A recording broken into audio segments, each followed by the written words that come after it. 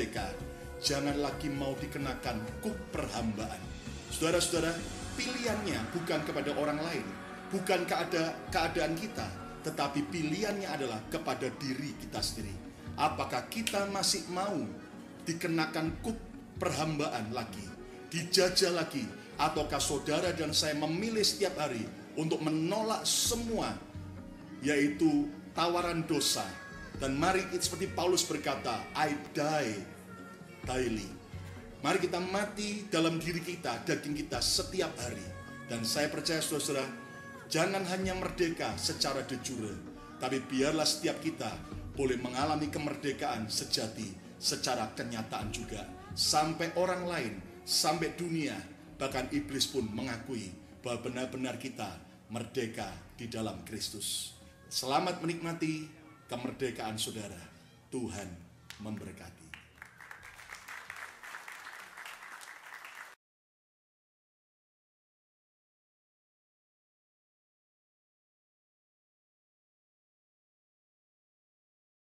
Ya, shalom Bapak Ibu semuanya. Merdeka. Iya, 25 maksimum 30 menit ke depan kita akan belajar firman Tuhan ya. Oke, sebentar. Terima kasih untuk kesempatan saya boleh melayani acara yang istimewa di Philadelphia. Gabungan ada 16 ya, 16 gereja. Mau tambah satu lagi, baru 17.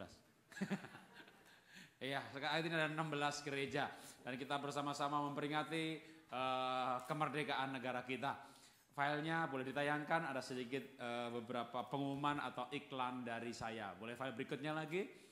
Ada beberapa buku yang saya bawa di depan sana, harganya sama dengan harga parkir di downtown gitu ya. Jadi apapun buku, judul itu ada macam-macam buku, ada lagu ya, $5 saja. Boleh file berikutnya lagi? Ada DVD, ya, video streaming, boleh file berikutnya lagi. Ada lagu dengan tema-tema keluarga, jadi ada 5 volume lagu yang temanya keluarga, juga semuanya $5. Dan hasil penjualannya untuk Yayasan Pulihkan Indonesia. Kami melalui yayasan ini membangun TK di pedalaman, saat ini di Mentawai saja sudah ada 18+7, jadi sudah 25 TK di pedalaman di Mentawai, belum Bukit Tinggi, Payakumbuh, Jundul, Padang, lalu di Kalimantan, Barong Tongkok, Jinganandum, Melak ya, itu dari yayasan kami. Boleh file berikutnya lagi, kalau senang dengan pelajaran saya maka saya bisa mudah dijumpai di Facebook. Ada yang belum punya Facebook hari ini? Angkat tangannya, bertobatlah gitu ya. Boleh file berikutnya lagi, saya percaya bangsa kita tuh bangsa yang dicintai oleh Tuhan, amin. Boleh file berikutnya lagi, bicara merdeka, merdeka apa sih? Kalau kita berbicara bangsa maka ya jelas, tapi saya lebih banyak berbicara pribadi hari ini. Merdeka dari apa? Rasa bersalah, dari penolakan, kemiskinan, sakit penyakit. Ya, dalam waktu 25 menit mungkin saya ambil 1-2 poin yang utama bagaimana itu merdeka. Boleh file berikutnya lagi, kita baca 2 Korintus pasal 8, pasal 5 ayat 14. 1, 2, 3. Sebab kasih Kristus yang menguasai kami, karena kami telah mengerti bahwa jika satu orang sudah mati, maka mereka semuanya, untuk semua orang maka mereka semua sudah mati. Ini ayat ditulis oleh Paulus yang menurut saya lebih atau ya setara dengan para pahlawan Indonesia dalam hal keberaniannya ya. Paulus itu punya keberanian luar biasa, enggak takut mati. Kenapa Paulus enggak takut mati? Kenapa pahlawan Indonesia juga enggak takut mati? Karena cinta. Ya, cinta itu luar biasa. Cinta itu wow, kekuatan cinta itu luar biasa. Nah, cinta itulah yang sebenarnya memberikan kemerdekaan yang sesungguhnya. Dalam kasih yang sempurna tidak ada ketakutan. Jadi yang memerdekakan itu sebenarnya cinta, ya. Kita akan boleh file berikutnya Ibrani 12 ayat 16. Saya akan ambil sebuah kisah singkat sore hari ini, malam hari ini mengenai kisah cinta yang memerdekakan. Ibrani 12, 16 dan 17. 1, 2, 3. Atau mempunyai nafsu yang rendah seperti Esau yang menjual hak kesulungannya untuk sepiring makanan. Berikutnya 17. Sebab kamu tahu bahwa kemudian ketika ia hendak menerima berkat itu, ia ditolak sebab ia tidak beroleh kesempatan untuk memperbaiki kesalahannya, sekalipun ia mencarinya dengan mencucurkan air mata. Nah, Esau itu dikatakan punya nafsu rendah. Apa sih nafsu rendah itu kalau zaman sekarang? Ya, kedagingan, percabulan, keserakahan, kesombongan, ya, percabulan, seks, pornografi. Pornografi hari-hari ini, wow, itu luar biasa. Saya nggak tahu di Amerika, tapi di Indonesia bangsa kita, itu populasinya 250 juta. Amerika 350 juta, India 900, Cina 1,4 miliar. Jadi kita itu bangsa Indonesia nomor 4, nomor 5 total populasi di muka bumi. Tapi pengakses pornografi di muka bumi nomor 1 Indonesia, gitu ya. 80 juta hit pencarian pornografi itu seluruh muka bumi per hari 80 juta. Dari 80 juta tadi itu Indonesia nomor 1. Dan nomor satunya itu dari mana? Ternyata diaksesnya menurut survei dari AC Nielsen bukan dari komputer, dari HP. Dan pemilik HP-nya adalah usia 14 sampai 25 tahun. Itu mengerikan gitu ya. Jadi pornografi hari ini seperti penjajahan baru gitu ya. Kita merdeka dari Belanda, tapi penjajahan nafsu rendah. Nah, Esau pernah punya nafsu rendah, dia menjual hak kesulungannya. Lalu Ibrani berkata itu kalau menjual nafsu rendah maka tidak bisa mendapatkan kembali sekalipun dengan mencucurkan air mata. Ibrani 12:17. Nah, Ibrani ini mengangkat kisah dari kitab Kejadian, kita akan baca juga. Boleh file berikutnya, kita baca dari slide ini lebih cepat ya. Kejadian 27 ayat 38 39 lalu ayat 40. Jadi kita akan baca 3 ayat sebagai cuplikan. Kejadian 27 38 39 40. 1 2 3. Kata Esau kepada ayahnya, hanya berkat yang satu itukah ada padamu ya Bapa? Berkatilah aku ini juga ya Bapa. Dan dengan suara keras menangislah Esau.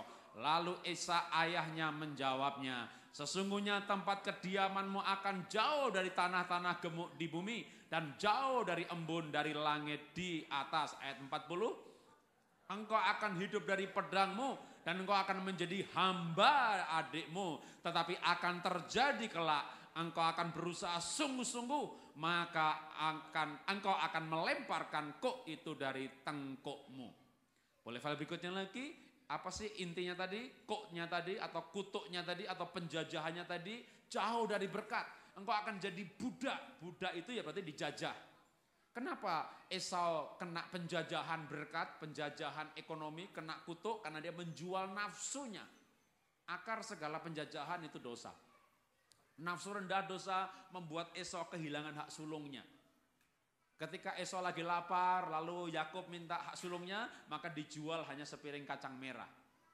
Ketika tiba waktunya, Ishak bapaknya memberkati, maka yang diberkati Yakub. Lalu menangislah Esau. Bapak, masa punya cuma satu berkat, berkati aku juga Bapak. Menangis meratap, bapaknya tetap bilang, Esaunya minta berkat. Ketika minta diberkati, bapaknya malah bilang, kamu akan jadi budak, jadi hamba. Kamu jauh jadi berkat. Waduh, selami sedikit perasaan Esau.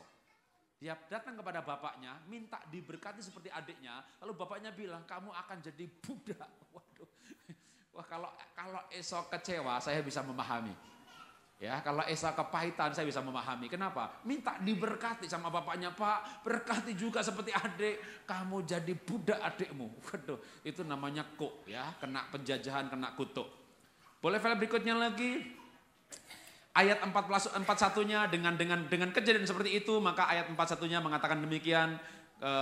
Kejadian 27 tadi, ayat 41. Esau menaruh dendam kepada Yakub karena berkat yang telah diberikan oleh ayahnya kepadanya. Lalu ia berkata kepada dirinya sendiri, hari-hari berkabung karena kematian ayahku tidak akan lama lagi. Pada waktu itulah Yakub adikku akan kubunuh. Boleh file berikutnya lagi. Setelah kena penjajahan ekonomi, kena jadi budak, maka menurut saya dia masuk dalam penjajahan berikutnya, namanya penjajahan amarah, penjajahan dendam, kesumat, penjajahan kepahitan. Bapak Ibu pernah dijajah oleh rasa salah, rasa dendam, rasa amarah? Itu makan gak enak, tidur gak bisa pulas, penyakit datang semuanya, darah tinggi naik, gula juga naik, kolesterol naik, semuanya naik. Ya, itu dijajah yang namanya sama amarah. Saya bisa memahami kalau Esau marah. Kenapa? Ditipu sama Yakub. Bapaknya minta berkat, enggak berkati. Saya bisa memahami kalau Anda juga mungkin marah. Tapi yang saya mau katakan adalah marah tidak memerdekakan apa-apa. Ya, saya bisa memahami. Tapi kalau dendam maka itu namanya kutuk, itu tambah kuat di situ. Boleh file berikutnya lagi, singkat cerita. 20 tahun kemudian. Kenapa singkat cerita? Kalau nyeritainnya pelan-pelan butuh waktu 20 tahun. Karena ceritanya 20 tahun ya. Boleh file berikutnya, 20 tahun kemudian ada apa? Atau mungkin saya ceritakan sebelumnya 20 tahun tadi. Esau mau bunuh Yakub, Yakub mau dibunuh, dia merantau kepada pamannya bernama Laban. Ganti Yakub yang kerja kayak budak ya selama 14 tahun. Lalu 6 tahun terakhir maka Yakub diberkati luar biasa. Dia pengen pulang kampung halamannya mudik gitu ya. Nah waktu dia mudik ini Yakub ketakutan. Waduh 20 tahun yang lalu saya tipu kakak saya. Jangan-jangan dia masih marah. Jangan-jangan dia mau bunuh saya. Maka Yakub ketakutan.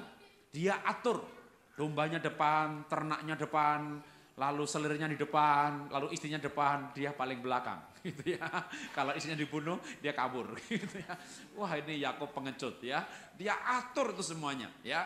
Lalu dari jauh, kita baca ayatnya, Kejadian 33 ayat 1. Singkat cerita 20 tahun kemudian setelah Yakub lari.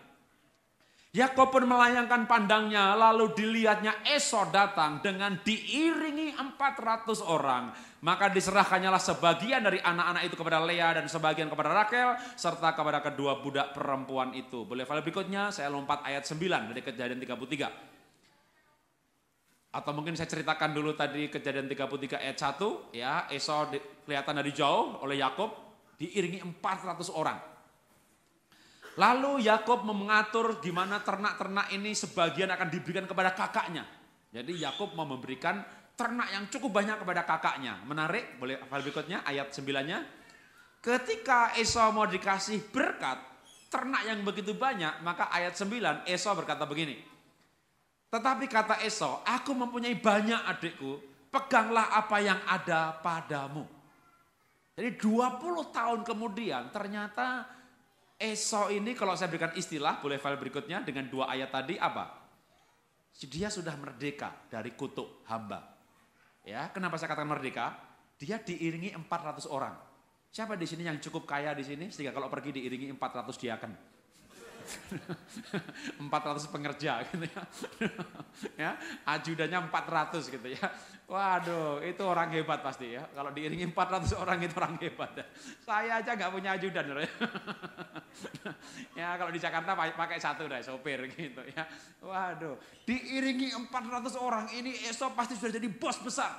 Dikasih ternak, dia bilang aku sudah punya. Pak, itu buat kamu aja adekku, aku punya banyak. Jadi Esau itu dia tidak mengalami jadi budak loh Esau itu. Cukup menarik loh. Bapaknya bilang kamu akan jadi budak adikmu. Tapi coba baca dengan teliti Alkitab. Esau tidak jadi budak siapa-siapa. Keturunan Esau menjadi bangsa Edom. Jadi ketika keturunan Yakub menjadi budak di Mesir 400 tahun. Keturunan Esau tidak jadi budak siapa-siapa. Ketika Israel belum menjadi sebuah kerajaan. Itu keturunan Esau sudah menjadi sebuah kerajaan. Esau diperbudak ketika dia dendam lagi. Bangsa Israel mau masuk Kanaan gitu ya. Lalu kisah bangsa Edom. Nah waktu itu Edom dendam lagi. Maka pada waktu zaman Raja Saul, bangsa Edom keturunan Esau menjadi tukang batu bata. Budaknya orang Israel. Ya itu nubuatan dari Iska akan jadi budak adikmu. Itu digenapinya berapa ratus tahun kemudian. Tapi Esau sendiri tidak jadi budak. Itu menarik ya. Kenapa menarik? Boleh file berikutnya. Kejadian berkata begini. Kalau sebelum Kejadian 27 ayat 40 ini. Maka Ibrani tadi berkata bahwa Esau kena kutuk karena dia menjual hak sulungnya. Dan tidak akan mendapatkan kembali sekalipun dengan mencucurkan air mata. Itu kata Ibrani. Tapi kata Iska kepada Esau. Tapi sekali kelak akan terjadi kalau apabila kamu berusaha sungguh-sungguh, maka kok itu akan lepas daripadamu. Tetapi akan terjadi kelak apabila kamu berusaha sungguh-sungguh, maka aku akan melemparkan kok. Waduh, jadi penjajahan, kutuk ekonomi, amarah itu akan dilemparkan. Gimana caranya Esau melemparkan kutuk? Ibrani berkata, itu tidak bisa sekalipun dengan mencucurkan air mata. Tapi Iskak berkata kepada anaknya Esau, kalau kamu sungguh-sungguh, apa artinya? Berarti sungguh-sungguh itu bukan air mata. Ya, walaupun beberapa orang mungkin air mata itu tanda kesungguh-sungguhan. Ya, laki-laki, bapak-bapak merasa atau disalahkan sama istrinya lalu menangis. Wah, ya, bilang sama istrinya dengan mencucurkan air mata buaya. Jadi air mata itu macam-macam kawan, ya. Air mata tidak bisa melemparkan kuk. Apa itu sungguh-sungguh? Boleh file berikutnya. Kalau begitu sungguh-sungguh itu apa? Apa sih yang dilakukan oleh Esau? Apakah itu doa? Ya doa sungguh-sungguh juga, air mata sungguh-sungguh juga. Tapi dalam kasus ini boleh file berikutnya apa sih sungguh-sungguh itu yang membuat kata kunci? Boleh file berikutnya lagi. Menurut saya ini kata kuncinya hari ini untuk merdeka, sungguh-sungguh merdeka. Kejadian 33 ayat 4 saya akan bacakan. Tetapi Esau berlari mendapatkan dia. Di dekapnya dia. Dia ini siapa? Yakub. Jadi atau saya bacakan, tetapi Esau berlari mendapatkan Yakub. Di dekapnya Yakub, dipeluknya dan diciumnya Yakub. Lalu bertangis-tangisanlah mereka. Boleh file berikutnya? Jadi apa itu sungguh-sungguh? Sungguh-sungguh yang melemparkan kuk. Pengampunan. Ya, pengampunan itu memerdekakan. Kita diampuni oleh Tuhan, kita merdeka. Kita melepaskan pengampunan, kita juga merdeka. Yakubnya masih ketakutan. Waduh, jangan-jangan mau dibunuh nih. 20 tahun lalu saya tipu kakak saya. Dan Esau pun 20 tahun yang lalu kurang ajar ini anak nih. Nanti bapak hari berkabung selesai tak bunuh ini adik saya ini. Tapi 20 tahun kemudian ketika Yakub masih ketakutan ketemu kakaknya. Ya, bahkan Yakub masih taruh dombanya depan, istrinya depan, kasih upeti buat meleraikan amarah gitu ya. Esaunya berlari. Waktu berlari mungkin Yakubnya takut nih, bawa pisau enggak, bawa belati enggak. Ya, lalu dipeluknya adiknya, ditikamnya dia, betul? Salah ya, bukan ditikam ya, dipeluk, dicium ya, bertangis-tangisan. Apa artinya? Artinya Esau sudah mengampuni Yakub. Mengampuninya saya yakin bukan hari itu pasti. Karena dia sudah diberkati. Berlari itu menunjukkan apa ya? Hasrat atau mewakili sikap, waduh udah kangen sekali gitu ya. Sementara Yakub masih ketakutan, wah dia berlari untuk memeluk, untuk menciumnya. Ini berarti udah kangen gitu ya, udah rindu nih. Dia udah lama udah pengen ketemu adiknya. Maka saya tidak heran kalau hari itu yang dilihat adalah Esau datang, pengiringnya banyak, dombanya banyak, ternaknya banyak. Wah, Esau sudah kaya raya, bukan budak lagi. Jadi Yakub ini pulang mudik, berhasil dia sukses. Wah kayak orang Indonesia kalau mudik, waduh mobilnya kredit, jam tangannya kredit, semuanya kredit biar kelihatan berhasil gitu ya. Kalau Esau Yakub ini berhasil beneran. Tapi ternyata dia tidak menjumpai Esaunya jadi tukang batu bata atau jadi budak. Enggak. Lebih kaya lagi. Ini menarik. Kenapa Esau begitu diberkati? Artinya dia sudah lepas dari kok itu. Karena dia mengampuni. Siapa mau diberkati angkat tangannya? Ya, salami sebelahnya. Makanya mengampuni. Ya, mengampuni ini tidak mudah ya, mengampuni. Boleh file berikutnya mengapa kita harus mengampuni? Karena Matius pasal 6 ayat 14-15 berkata demikian. Karena jikalau kamu mengampuni kesalahan orang, Bapamu yang di sorga akan mengampuni kamu juga. Tetapi jikalau kamu tidak mengampuni orang, maka Bapamu juga tidak akan mengampuni kesalahan kamu. Maka mengampuni ini kunci untuk mengalami kemerdekaan yang sesungguhnya. Bapak, Ibu, Saudara sudah minta ampun sama Tuhan. Sudah kebaktian, sudah dibaptis, sudah bayar perpuluhan. Ditambah tidak mengampuni, masuk neraka, tahu nggak?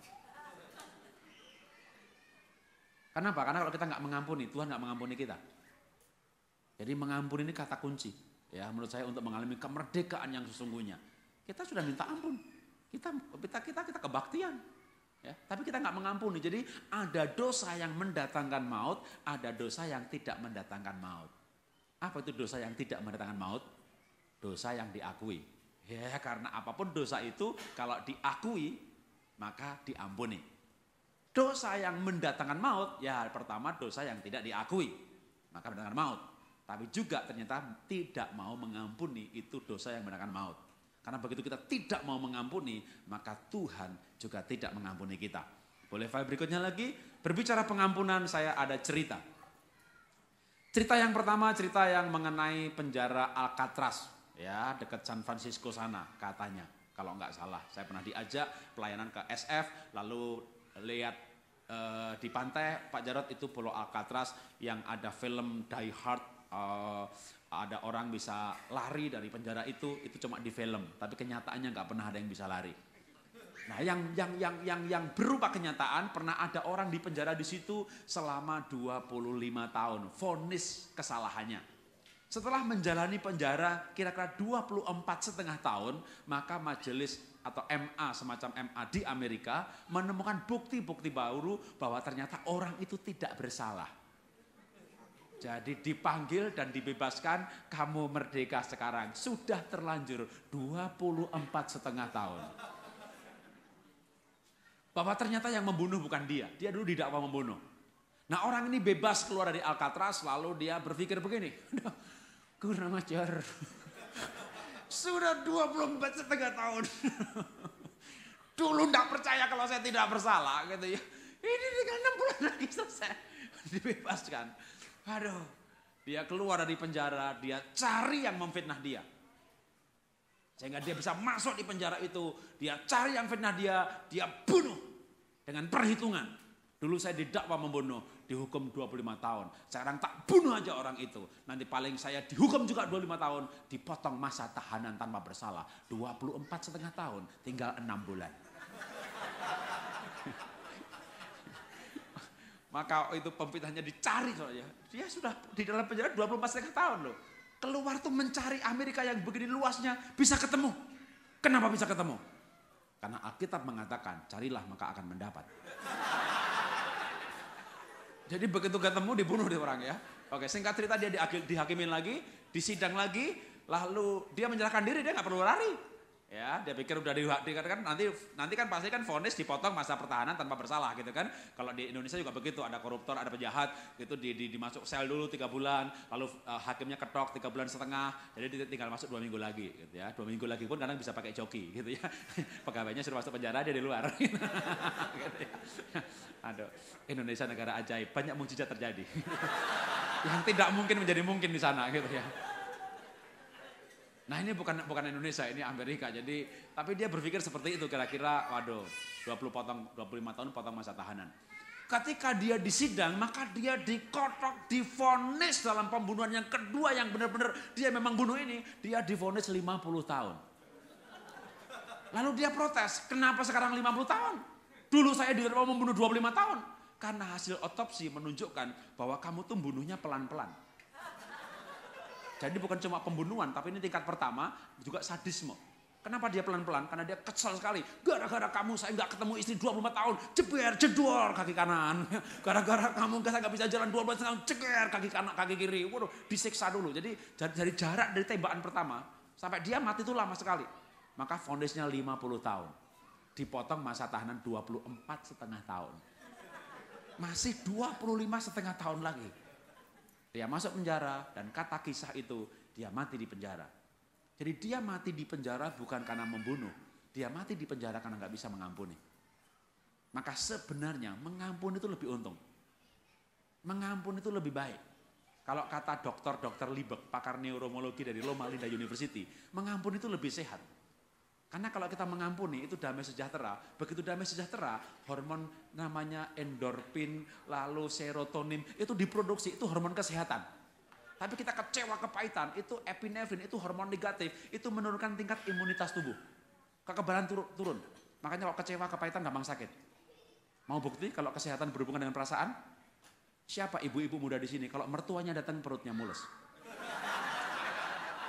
Itu pas mulus itu coba ke dokter, pasti gak ada amubannya. Yang ada mertua di rumah. Ya, jadi kesehatan itu berhubungan dengan perasaan. Ketika orang gak bisa mengampuni, dia dijajah. Ya, sama kekecewaan, sama kepahitan, sama sakit penyakit. Orang itu mati di penjara karena gak bisa mengampuni. Tak kasih cerita ilustrasi lagi satu lagi ya. Ini cerita mengenai seorang istri punya suami. Lalu suami istri ini punya pembantu. Pembantunya perempuan masih muda belum menikah. Nah, wanita ini, si istri ini, katakan tuan putri ini, menjumpai pembantunya itu hamil. Loh, pembantunya belum menikah, hamil. Mujizat terjadi. Mujizat masih ada. Nah, masalahnya siapa yang buat mujizat gitu kan? Diselidiki, ternyata bukan sopirnya. Yang membuat mujizat itu suaminya. Jadi si istri ini punya pikiran positif. Suami saya itu orang baik-baik, orang terhormat. Memang ini pembantu yang genit, pembantu yang kurang ajar. Maka pembantu dimudikkan, dipulang kampungkan, kasih pesangon supaya nggak ribut demi kehormatan keluarga. Itu pembantu genit, pulang kampung sana, cari pembantu baru. Ketika pembantu baru masuk, nggak sampai setahun, mujizat masih ada. Terjadi lagi. Wow, ini istri mulai berpikir agak negatif. Wah, ini kalau begitu bukan pembantu yang genit nih, laki-laki gue kurang ajar. Maka pembantu yang kedua pun sama, dikasih pesangon, dipulang kampungkan supaya nggak ribut. Belajar dari pengalaman, maka istri ini mencari pembantu yang tidak muda, yang sudah tua, muka jelek, kerempeng lagi. Apa yang terjadi? Mujizat masih terjadi. Bayangin saudara, itu pembantu tua jelek, mujizat masih terjadi. Ini istri makin kepahitan, berarti saya lebih jelek daripada pembantu ini gitu. Wah, itu kepahitan luar biasa, kepahitan luar biasa. Singkat cerita, suami ini ikut camp, katakanlah pria sejati, bertobat sungguh-sungguh. Karena dia bertobat sungguh-sungguh, dia minta ampun sama Tuhan, tapi juga dia minta ampun sama istrinya. Karena bersalah sama Tuhan, minta ampun sama Tuhan, bersalah sama istri, minta ampun sama istri, karena dengan minta ampun ada kemerdekaan. Dan ketika dia mengaku sama istrinya, maka dia mengaku bahwa mujizat juga terjadi di kantor dan di tempat yang lainnya. Gitu ya. Wah, makin kepahitan itu istri. Suami ini bertobatnya sungguh-sungguh dengan bukti yang sangat jelas. Sampai matinya dia tidak pernah selingkuh lagi. Nah sekarang saya tanya Bapak Ibu nih ya, itu laki-laki mati masuk surga apa masuk neraka? Masuk surga? Dia suami ini selingkuh 5, 6, 7 kali. Bertobat sungguh-sungguh. Setelah bertobat itu ngaku sama Tuhan, ngaku sama istri. Tidak mengulangi sekalipun juga setelah pertobatannya itu sebagai bentuk pertobatannya. Dia mati masuk surga apa neraka? Kenapa? Karena minta ampun, diampuni. Nah istrinya mendengar suaminya selingkuh 5, 6, 7 kali. Dia kecewa, kepahitan, tidak bisa mengampuni suaminya. Lalu dia mati. Istrinya masuk surga, masuk neraka. Itu namanya orang sial, tahu nggak? Suami yang selingkuh, dia yang masuk neraka.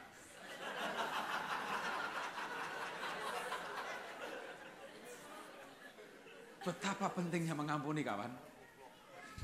Itu namanya orang sial. Suami yang selingkuh, dia yang masuk neraka. Kenapa? Karena dia nggak bisa mengampuni suaminya.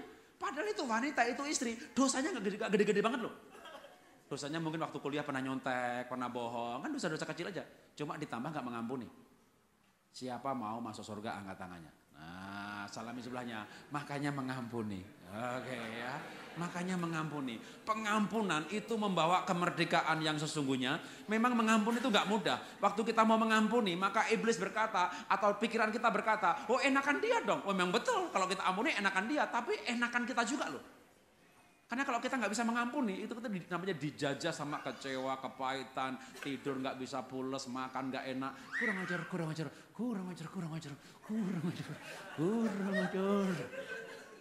Udah, yang namanya orang dijajah sama kepahitan, kecewa, itu penjajahan yang luar biasa. Maka satu kata cara merdeka bagaimana sih? Cara merdeka adalah dengan pengampunan. Amin, amin. Oke, kita tunduk kepala, kita berdoa. Atau sebentar. Mungkin saya tambah 1-2 menit ya. Beberapa file berikutnya cepat saja. Kalau itu 1 poin pengampunan. Boleh file berikutnya lagi? Saya ambil paling lama 10 menit lagi dah.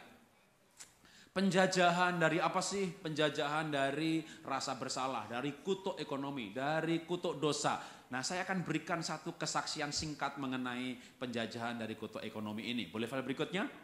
Soal pengampunan, dia mengampuni. Merdeka dari apa sih? Saya ambil gambar-gambar Indonesia yang mungkin masih merdeka dari Belanda, tapi secara ekonomi belum merdeka.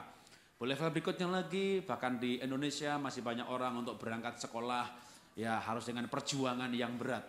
Tapi ini masih mending, kenapa? Boleh file berikutnya lagi, yang lain harus berangkat sekolah sambil berenang. Oke, itu bangsa. Sekarang kita pribadi aja, diri kita. Boleh file berikutnya lagi. Kalau ayatnya saya plesetkan dengan bahasa 17-an, maka ayatnya menjadi akar dari segala penjajahan adalah cinta uang. Gitu ya. Sehingga karena cinta uang ini, maka banyak orang menderita dan dijajah secara ekonomi. Saya berikan kesaksian yang hari Minggu kemarin sudah saksikan, tapi saya ulangi sedikit, boleh file berikutnya. Saya pun lahir di keluarga yang sangat miskin, inilah waktu saya, foto waktu kecil saya. Boleh file berikutnya lagi, ini foto bukan saya, tapi foto bapak saya, tapi paling tidak mewakili keadaan di mana saya lahir dan hidup pada usia dini, di mana saya tinggal di keluarga yang dindingnya bambu, atapnya seng dan daun, orang Jawa bilang rumah gedek, orang Sunda bilang rumah saung, orang Papua bilang rumah hone. Itu saya lahir di keluarga miskin. Jadi makin jelas kalau pernah dengar kesaksian saya ini orang miskin. Tahu kenapa saya miskin? Karena bapak ibu saya miskin. Kenapa bapak ibu saya miskin? Karena kakek nenek saya. Nggak usah tanya kenapa kakek saya miskin. Nanti bangkit dia ya. Orang miskin ini tahun 90 merantau ke Jakarta, tinggal di rumah bedeng 6 kali 6 meter persegi. Ya, kerja sebagai budak di perusahaan, kayak budak sebagai sales. Oke, boleh file berikutnya saja. Singkat cerita, maka 3 tahun yang lalu saya bisa menikmati rumah seperti ini. Tepuk tangan dulu. Ya. Ini rumah bukan di pedesaan, tapi di Jakarta gitu ya. Jadi kalau di kurs hari ini ya nilai rumahnya hampir 1 juta US gitu ya. Jadi Tuhan memberkati luar biasa. Oke, level berikutnya, maka saya akan berikan kesaksian atau kunci yang kedua. Bagaimana kita bisa diberkati? Maka saya tertarik dengan kalau orang Amerika, maka itu 1, 2, 3 itu orang Amerika. Tapi nomor 1 Abraham itu orang di Alkitab. 9 Desember tahun 2010 itu Bill Gates mengundang yang namanya Mark Zuckerberg, pemilik dari Facebook, lalu Warren Buffett, investor 4-5 tahun Bill Gates orang terkaya di muka bumi. Lalu disodok oleh Warren Buffett nomor 1, dia nomor 2, lalu disodok oleh Carlos Slim sekarang ya, sehingga Bill Gates turun.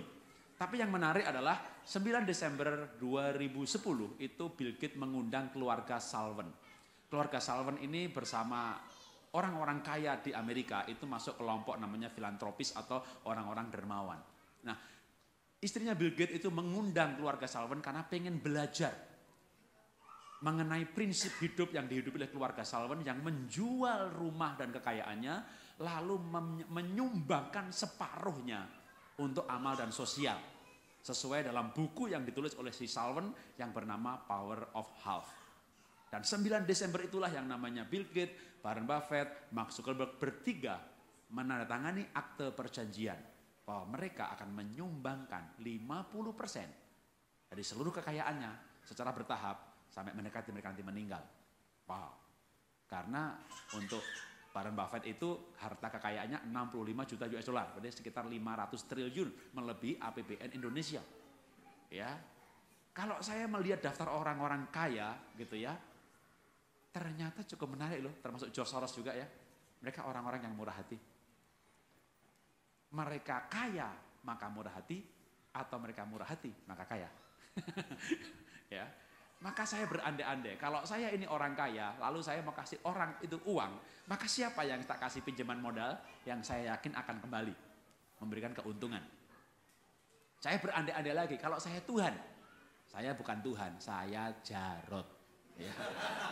Tapi seandainya saya Tuhan, maka siapa yang akan saya berkati? Yang saya yakin berkatnya itu menjadi saluran berkat. Ketika saya mau berangkat ke Amerika, saya download banyak kisah orang-orang yang memang saya sambil ke Amerika, sambil syuting untuk program yang di Indonesia namanya Inspirasi. Ya, tayang di TV3 mulai bulan lalu Aceh TV, Bontang TV, Tarakan TV, Indovision Live Channel setiap hari. Bapak Ibu bisa lihat YouTube. Masuk kata inspirasi, saya ada ratusan episode di sana, maka tak cari orang-orang kaya Amerika gitu ya. Ternyata menarik loh, hampir 70% adalah kelompok dermawan. Bahkan yang tadi yang agak hebat, wow. Apa artinya? Mereka tidak cinta uang. Kalau di Alkitab ada cerita mengenai Abraham yang betul-betul juga cinta Tuhan luar biasa. Dia diuji oleh Tuhan untuk memberikan anaknya. Satu-satunya, bukan power of half lagi. Kalau power of half itu pelajaran Sakius sebenarnya gitu ya. Tapi kalau Abraham ini bukan half lagi, semuanya diminta. Anak satu diminta suruh menyembelih untuk Tuhan. Dikasih loh, anaknya 1. Kalau anaknya 10, Tuhan bilang Abraham, sembelih anakmu 1. Abraham bisa berkata, Tuhan, yang bandel 5 Tuhan. Aku udah pusing sama yang 5 ini Tuhan. Enggak 5 sekalian Tuhan. Kalau anak 10 bandel 5 suruh sembelih 1, itu Abraham bisa bilang Tuhan, enggak 5 sekalian Tuhan. Aku udah muntah darah sama yang 5 ini Tuhan. Tapi anaknya bukan 10 Bapak Ibu. 2, tapi yang 1 sudah pergi. Berarti kan tinggal 1. Ini bukan power of love nih. Ini semuanya diminta untuk Tuhan. Itu Abraham kasih. Makanya Abraham merdeka dalam hal finansial. Ketika Abraham menunjukkan cintanya kepada Tuhan, maka Tuhan bersumpah, aku akan memberkati kamu. Waduh, kalau Esau pernah disumpahi sama bapaknya, kamu jadi budak, jauh dari berkat. Tapi dengan mengampuni, kutuk itu pergi. Kalau Abraham malah disumpahi oleh bapak segala bapak, aku akan berkati kamu. Kenapa? Karena dia cinta Tuhan. Amin.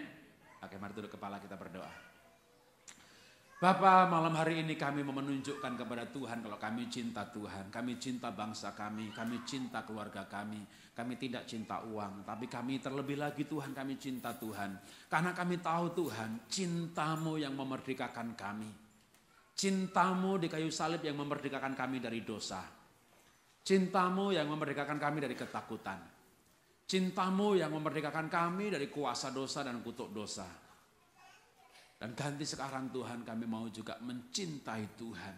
Dan bukan mencintai uang. Karena cinta uang membawa kami dalam penjajahan, kerakusan, penjajahan, pertengkaran. Kami dendam, kami iri, kami kecewa, kami kepahitan, kami bertengkar. Karena ujung-ujungnya kami cinta uang.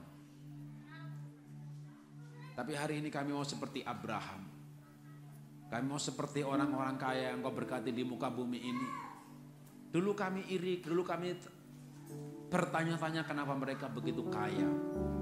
Tapi ketika kami mempelajari lebih jauh kehidupan mereka, kami tahu ternyata mereka juga tidak cinta uang.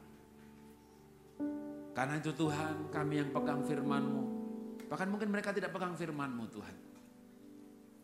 Tapi kami pegang firman-Mu, kami mau belajar Tuhan. Untuk kami tidak mencintai harta di bumi ini. Kami mencari harta karena kami bertanggung jawab dalam hidup kami. Bertanggung jawab untuk keluarga. Tapi kami mau mencintai Tuhan. Karena ketika kami mencintai yang dunia ini, kami terikat oleh yang di dunia ini. Kami mau merdeka yang sesungguhnya Tuhan. Kami mau merasakan cinta-Mu. Kami mau mencintai Tuhan. Ketika Bapak Ibu mencintai Tuhan dan merasakan cinta dari Tuhan, itulah kemerdekaan yang sesungguhnya. Rasakan cinta Tuhan. Dan balaslah dengan mencintai Tuhan. Melebihi apapun juga. Seperti Abraham mencintai Tuhan. Esau punya hak untuk dendam. Esau punya hak untuk marah. Punya alasan maksud saya untuk dendam. Punya alasan untuk marah. Tapi ternyata Esau berlari memeluk leher adiknya. Dan menciumnya ketika Yakub masih ketakutan. Esau mengampuni. Dan dia merdeka dari kutuk. Kok itu lepas? Tuhan sudah mengampuni kita. Tapi kadang kok itu belum lepas karena ganti kita tidak mengampuni orang lain. Barang siapa tidak mengampuni, Tuhan tidak mengampuni. Artinya dia belum merdeka. Terima kasih Bapak, malam ini kami belajar untuk minta ampun dan mengampuni. Kami minta ampun sama Tuhan. Kami diampuni oleh Tuhan. Dan kami melepaskan pengampunan. Di dalam nama Tuhan Yesus. Kami berdoa mengucap syukur. Yang diberkati katakan bersama. Amin. Tuhan berkati. Haleluya. Sekali lagi berikan tepuk tangan buat Tuhan kita yang ajaib. Saudara, hari ini tanggal 17 Agustus kita memperingati hari kemerdekaan bangsa kita. Mari kita berdoa untuk Indonesia, mari kita mengingat Indonesia. Kita percaya doa orang benar jika yakin didoakan sangat besar kuasanya. Siapa yang rindu berdoa untuk Indonesia? Mari kita bangkit berdiri bersama-sama. Bagi Tuhan tidak ada yang mustahil. Waktu kita berdoa di tempat ini, mujizat akan terjadi. Nanti Bapak Teni akan memimpin kita. Kita nyanyikan bagi Tuhan. Haleluya. Bagi Tuhan tak ada yang mustahil. Bagi Tuhan tak ada yang tak mungkin. Mujizatnya disediakan bagiku. Ku diangkat dan dipuji.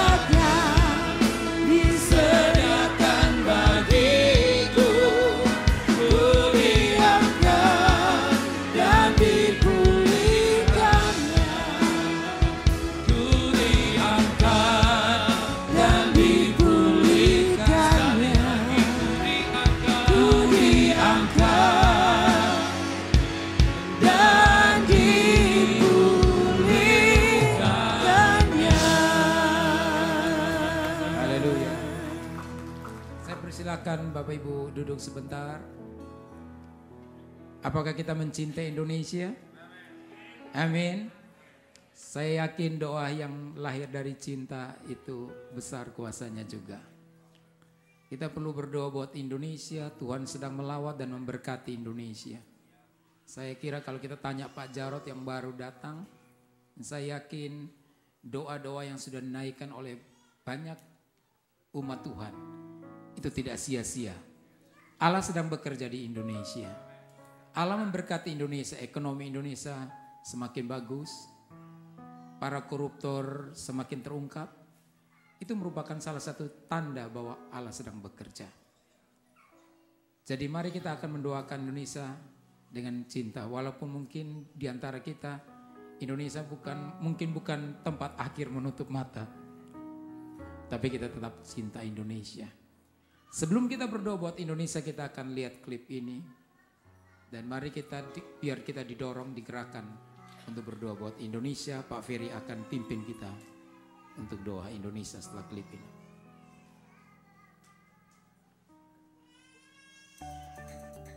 Indonesia, negara yang dikenal dengan keindahan alamnya dan beragam budaya, suku, serta bahasa. Namun berbagai persoalan masih menghantui bangsa ini.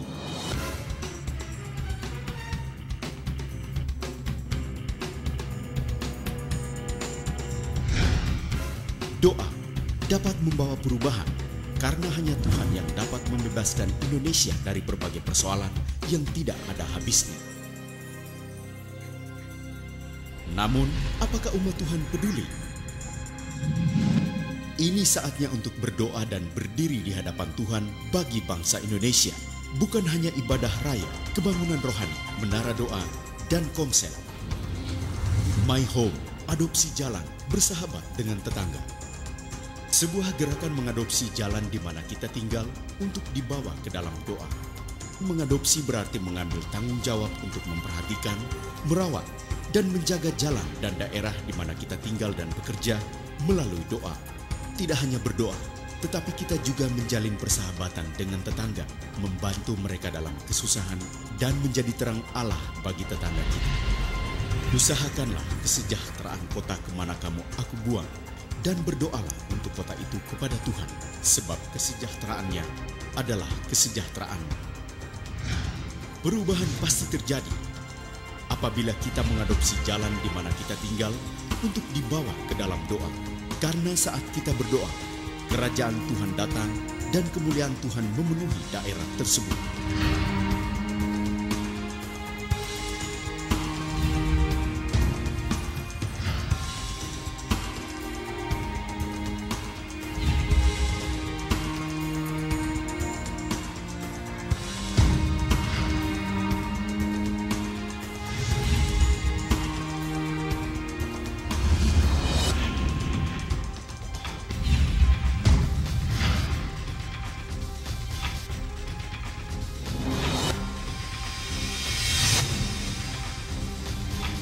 Kota Newark di New Jersey. Pada tahun 1996, Time Magazine mencatat kota ini adalah kota paling berbahaya di Amerika Serikat. Setiap jam, ada satu orang yang terbunuh di kota ini. Januari 2008, diadakan doa di kota ini. Dan setiap orang mulai mengadopsi jalan di mana mereka tinggal. Kejahatan pun mulai menurun menjadi 30%. Maret 2010, ketika semua jalan sudah diadopsi, menjadi bulan pertama di mana tidak terjadi pembunuhan sama sekali. Di Indonesia sendiri, perubahan terjadi di beberapa kota ketika ada orang-orang mulai mengadopsi jalan di mana mereka tinggal dan berdoa bagi kesejahteraan kotanya. Di Surabaya, beberapa tempat pelacuran tutup dengan sendirinya ketika anak-anak Tuhan mulai berdoa untuk kota Surabaya. Jadi kami berdoa di wilayah lokalisasi ini 2 jam sehari. Kami perkatakan dalam nama Tuhan Yesus supaya menurut kehendak Tuhan wilayah ini boleh diubah. Setelah kami berdoa, banyak sekali perubahan yang terjadi. Memang luar biasa.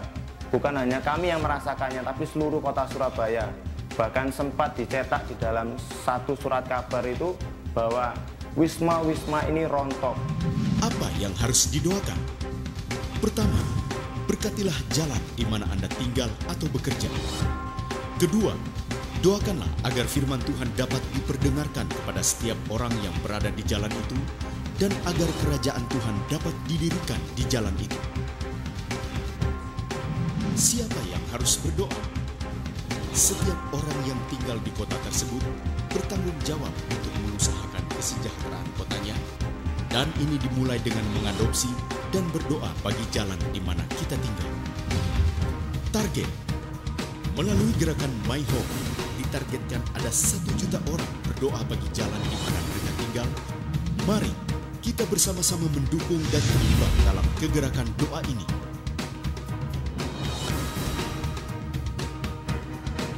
Segera daftarkan diri Anda melalui website www.myhomeindonesia.org. Cukup masukkan nama jalan yang akan Anda adopsi dan kemudian masukkan data-data pribadi Anda.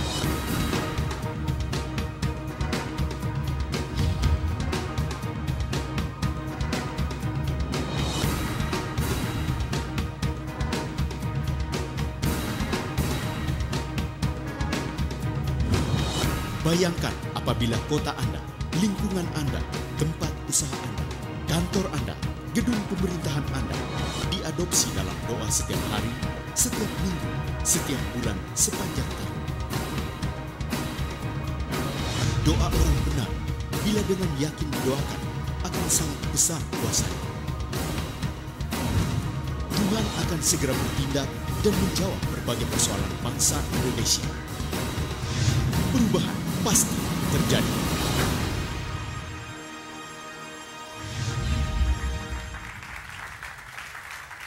Mari saya mengajak kita semuanya bangkit berdiri di hadapan Tuhan. Tidak kebetulan malam ini kita bisa kumpul sama-sama. Kita bisa bersyukur buat Indonesia yang kita cintai. Semua yang lahir dari Indonesia boleh angkat tangan saudara semuanya. Is anybody born in Indonesia? Puji Tuhan, mari kita berikan tepuk tangan buat Tuhan kita. Saya percaya Indonesia bisa sampai hari ini tidak kolaps saudara sekalian. Itu karena Tuhan saja. Karena Tuhan, tangan Tuhan yang ada buat di bangsa kita. Orang Indonesia berdoa di Indonesia. Kegerakan doa di Indonesia sangat luar biasa. Tidak hanya dalam satu gereja saudara sekalian. Semua denominasi gereja bersatu, berkumpul bersama-sama, merendahkan hati. Kita bersyukur di Philadelphia. 1 bulan 1 kali saudara sekalian hamba-hamba Tuhan kumpul sama-sama. Dan setelah itu bulan berikutnya jemaat pun berkumpul bersama-sama. Puji Tuhan, doa kita saudara sekalian tidak pernah sia-sia untuk Indonesia. Dari tempat ini saya mengajak semangat kita untuk sama-sama kembali. Gak ada satu gereja pun yang bisa handle untuk transformasi sebuah bangsa. Tapi kalau gereja bersatu bersama-sama, Mazmur 133, berkat dari Gunung Hermon turun ke Bukit Sion. Jauh sekali saudara sekalian, tapi mujizat masih ada. Dikerjakan oleh Tuhan sendiri, bukan dikerjakan oleh suami yang sialan tadi kata Pak Jarod. Tapi Tuhan yang mengerjakannya. Katakan amin. Saudara sekalian, mari angkat kedua tanganmu sama-sama. Katakan, aku percaya Tuhan bahwa Indonesia dilawat oleh Tuhan. Indonesia mengalami kemenangan. Ini doa kami, every knee shall bow, every tongue shall confess that Jesus Christ is Lord of Lords. Nobody can transform Indonesia. Only you, Jesus, the one who can transform Indonesia. Untuk itu Tuhan, malam ini kami umat Tuhan yang ada di Philadelphia, hamba-hamba Tuhan bersatu hati sama-sama merendahkan hati di hadapan-Mu ya Tuhan. Mari sekarang kita bergandengan tangan sama-sama, menyatukan hati bersama-sama untuk berdoa. Hamba-hamba Tuhan bergandengan tangan, umat Tuhan boleh bergandengan tangan sama-sama. Tidak lagi dibatasi oleh tembok denominasi gereja, tapi kita bersama-sama mewakili orang-orang Indonesia yang ada di kota ini. Tuhan, kami menangis dan berdoa buat Indonesia di hari yang khusus ini Tuhan. Hari kemerdekaan Indonesia 17 Agustus. Kami bersyukur Tuhan, sebagai bangsa Indonesia ya Tuhan. Walau kami jauh di perantauan ini ya Tuhan, tapi kami masih dipersatukan bersama-sama ya Tuhan, menjadi orang-orang Indonesia ya Tuhan. Kami sungguh mengasihi bangsa kami ya Tuhan. Untuk itu kami berdoa malam hari ini bersama-sama ya Tuhan. Kasihanilah Indonesia ya Tuhan. Kasihanilah Indonesia. Have mercy on Indonesia, oh God. Malam ini Tuhan kami bersama-sama Tuhan berdoa kepadamu, bersyukur buat anugerah-Mu. Kalau Indonesia masih ada sampai hari ini ya Tuhan, itu karena Tuhan saja. Karena Tuhan yang ada bagi bangsa kami ya Tuhan. Untuk itu kami tahu ya Bapa, kasih karunia-Mu Tuhan lanjutkan terus di atas bangsa kami. Kami bersyukur Tuhan buat peristiwa yang besar bulan Mei kemarin, World Prayer Assembly ya Tuhan. 100 bangsa boleh datang ke Indonesia ya Tuhan. Bahkan mereka berkata, please teach me how to pray. Mereka datang ke Indonesia dan melihat kegerakan-kegerakan doa yang luar biasa. Dan hari ini kalau Indonesia menjadi negara mercusuar untuk bangsa-bangsa ya Tuhan, kami bersyukur ya Tuhan. Kami bersyukur ya Tuhan. Bapa, lewat Indonesia Tuhan, nama-Mu dimasyurkan, nama-Mu diagungkan.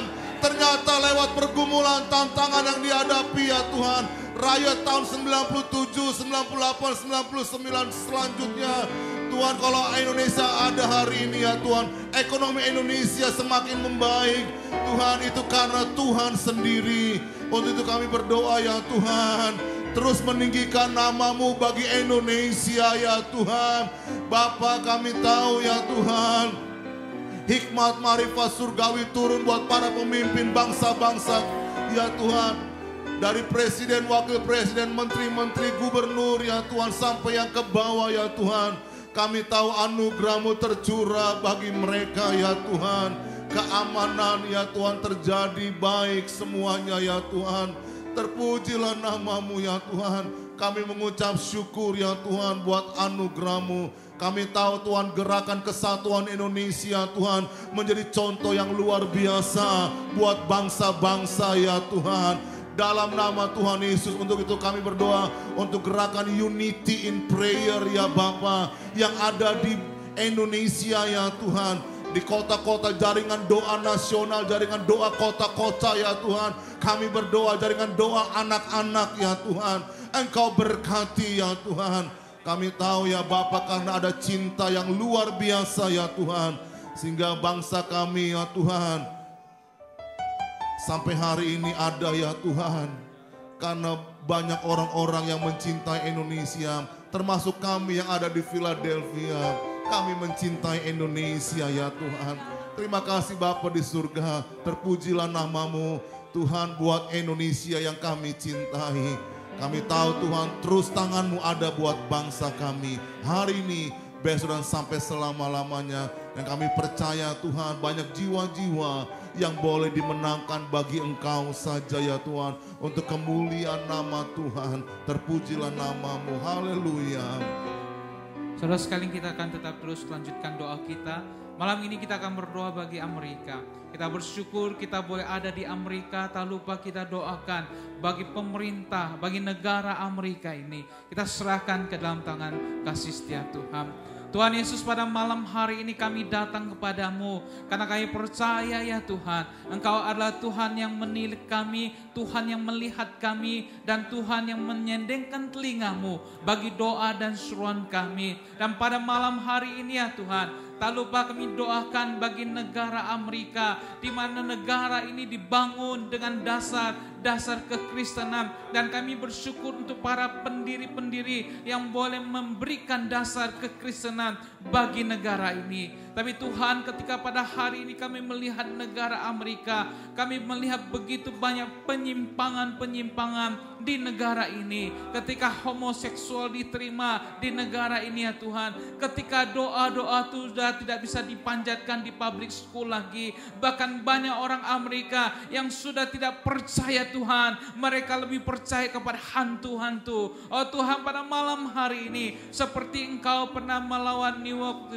di New Jersey, dan pada malam hari ini kami doakan bagi kota-kota di Amerika ini. Kami berdoa bagi setiap state. Kami serahkan di dalam nama Yesus Tuhan. Engkau pulihkan negara Amerika ini kembali. Kembalikan hati Amerika ini kepadamu Tuhan. Sehingga mereka boleh kembali mengenal Engkau, percaya Engkau, dan boleh diselamatkan. Tuhan, kami tahu ya Tuhan, banyak orang ateis, bahkan mereka tidak percaya kepadamu di negara ini yang dikenal sebagai negara Kristen. Tuhan, biarlah Engkau boleh memakai anak-anak-Mu yang ada di Amerika ini untuk boleh memberitakan kabar Injil kepada mereka. Tak lupa kami doakan juga kota Philadelphia. Tuhan, kami bersyukur kami boleh ada di kota Philadelphia ini. Kami bersyukur untuk para pejabat, kami bersyukur untuk tempat yang boleh kami tinggal. Oleh karena itu kami berdoa bagi street-street yang ada di kota Philadelphia ini. Dari street yang kecil sampai street yang besar, kami serahkan di dalam nama Yesus Tuhan. Engkau juga jamah kota Philadelphia ini. Pulihkan ekonomi kota Philadelphia ini Tuhan. Dan kami percaya Tuhan, Engkau akan memberkati kota Philadelphia melalui doa-doa yang kami panjatkan. Terima kasih ya Tuhan, terpuji nama-Mu. Ini doa dan seruan kami. Saya percaya Engkau mendengar doa kami dan menjawab doa kami melebihi daripada apa yang kami minta pada malam hari ini. Melebihi daripada apa yang kami pikirkan pada malam hari ini. Karena Engkau Tuhan kami yang baik. Karena Engkau Tuhan kami yang berkuasa. Sanggup melakukan segala perkara Tuhan. Terima kasih ya Tuhan, terpuji nama-Mu. Ini doa dan seruan kami. Demi nama Tuhan Yesus. Tuhan, kami bawa sekali lagi kota Philadelphia yang kami tinggali saat ini Tuhan. Engkau begitu baik atas kota ini, Engkau begitu baik atas kehidupan kami. Tuhan, kami bawa ya Bapa, kota ini jadikan kota yang takut akan Tuhan. Kota yang mengasihi-Mu sungguh-sungguh. Biarlah di kota ini banyak jiwa dibawa kepadamu. Kami berdoa ya Tuhan, setiap roh perjudian, roh percabulan, roh obat-obatan, roh perselingkuhan, kami ikat, tolak, katakan hancurkan dalam nama Yesus. Berkati kota ini, kuduskan kota ini, perekonomian di kota ini Kau tingkatkan ya Tuhan. Sekolah-sekolah Kau berikan keamanan di setiap sekolah-sekolah ya Bapa. Setiap anak-anak-Mu yang dalam perjalanan berangkat bekerja, lindungi, tutup bungkus dengan darah Yesus. Setiap penangkapan-penangkapan imigrasi juga kami tolak dalam nama Yesus. Berkati kota Philadelphia ini ya Tuhan. Berkati setiap gereja-gereja Indonesia di Philadelphia. Berkati setiap pemimpin-pemimpin, gembala-gembala sidang ya Tuhan. Beri kami kesatuan hati, saling mengasihi, saling menolong. Berikan kami kerendahan hati ya Tuhan. Terima kasih Tuhan Yesus. Kami percaya Philadelphia penuh dengan kemuliaan-Mu. Kami percaya Philadelphia penuh dengan jiwa-jiwa datang kepadamu, mencari Engkau, mencari wajah-Mu, menyembah dan memuji Engkau. Jadikan Philadelphia kota yang aman. Jadikan Philadelphia kota yang penuh cinta kasih setia-Mu. Terima kasih Tuhan. Kami bawa Philadelphia ini ke dalam tangan pengasihan-Mu. Segala puji, hormat, kemuliaan, kebesaran, keagungan hanya bagi-Mu ya Tuhan.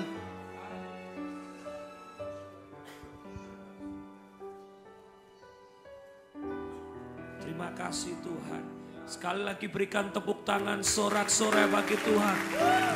Katakan haleluya. Katakan haleluya. Sekali lagi bagi Tuhan tidak ada yang mustahil. Bagi